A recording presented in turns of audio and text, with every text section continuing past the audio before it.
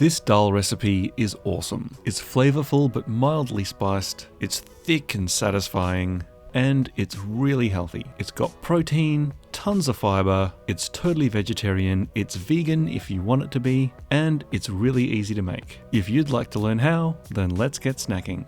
We'll start by gathering some ingredients. I'm lucky enough to have some of these growing fresh in my backyard, but store-bought ingredients will be just as good. So I'm picking some nice fresh tomatoes. I've got these Thai green chilies, which will give a really good kick. I've also got some green Fresno chilies. They're a little bit milder, but still have a great flavor. Then I'll make my way over to the onion bush to see if I've got any onions that are ripe. This one's a little bit small, but I think he's ready to pick. And if I have a bit of a hunt around, yep, that one looks pretty good too. So that's 2 small to medium-sized onions. And this time of year my garlic vine is also fruiting, so I'll pick a head of nice fresh garlic. And then all we need is a selection of spices. And there we go, these should do just fine. And then onto the star of the show, the dal. This is some whole black dal, and you can tell by the condition of the package it's been sitting around in the back of my pantry for quite a while. But the good thing about dal is that it will last for ages and still be perfectly good to use. So I'm measuring out 1 cup of dal, putting that in a bowl, and then rinsing it several times with water until it's nice and clean. And then once it is clean, I'm covering it with a generous amount of water and leaving it to soak overnight. Make sure there's a decent amount of water sitting above the dal. It will expand a bit as it soaks. The next day, I'm draining off the soaking water and putting the dal in a large pot with 4 cups of fresh water, and then putting that on the stove to cook for about 40 minutes or until the dal is soft and squishes easily between your fingers. Then go in with a potato masher and give it a rough mash. You're not looking to mash this completely. You'll want some dal to remain whole, some to be slightly squished, and some to be very squished. This will give you a lovely combination of textures, as the squished ones will make the dal nice and creamy, but the semi-squished and whole ones will still give a bit of texture and bite. And then I'm just going to leave that to continue to simmer and bubble away while I organize the rest of the ingredients. But I am keeping an eye on it, and at this stage it's looking like it's boiled down a bit, so I am adding a splash of extra water. So I'm quite literally putting that on the back burner while I heat up a frying pan.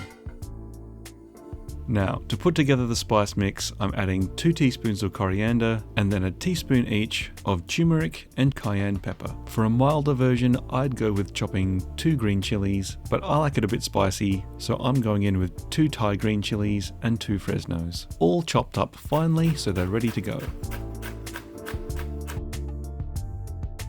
Then we'll finely dice our onions.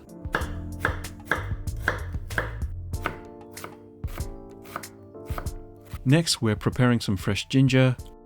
I've got about 2 thumbs of ginger here. Having said that though, I've got pretty big thumbs. If you've got small thumbs, you might want to go a tiny bit more. And I find the easiest way to break this down nice and fine is to grate it on a microplane. Next, I'm doing the same thing with 4 cloves of garlic.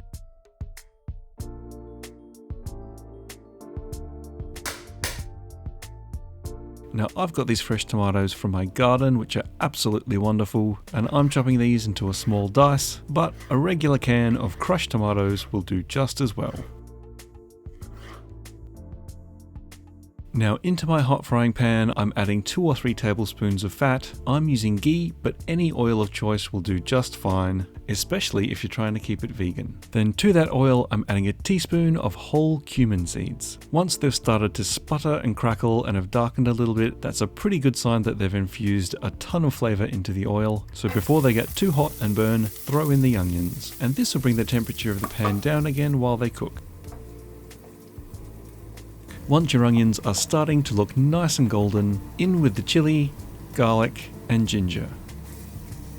You only want that to cook out for about 60 seconds or so before you throw in the remaining ground spices and stir them around so they start to heat up and bloom in the oil. This is a great way to bring out the most of their flavors. Again, you probably only want to cook this for about another minute max so that they don't burn. Then throw in the tomatoes, and this will drop the temperature of the pan again to stop any of the spices from burning. Mix that around, and as you continue to let it saute, you'll see the tomatoes soften and start to break down. The contents of the pan will become a bit of a chunky but homogeneous mix, but as you cook it for longer, you'll notice eventually it gets to a point where the oil starts to separate back out again. This is how you know it's ready.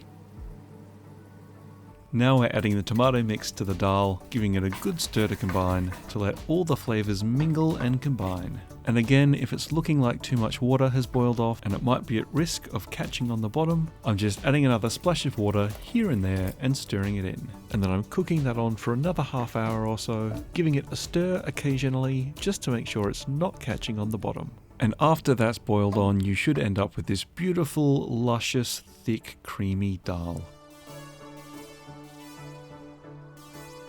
And then finally, I'm adding about a teaspoon of garam masala and then seasoning with salt to taste. And this is quite a good exercise in seasoning to taste. I'm putting in a good hit of salt, mixing it in, making sure it's really well dissolved, giving it a taste, and assessing whether or not it needs more. And just keep repeating this process using smaller and smaller amounts of salt until it tastes awesome.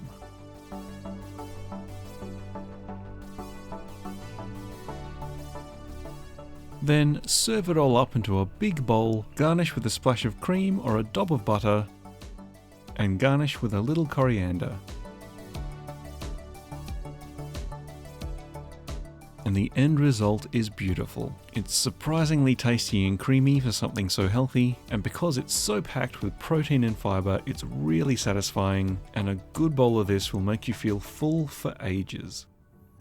If you've enjoyed this video, why not click here to subscribe for more? For another video that YouTube thinks you'll enjoy, check out this one, and until next time, happy snacking.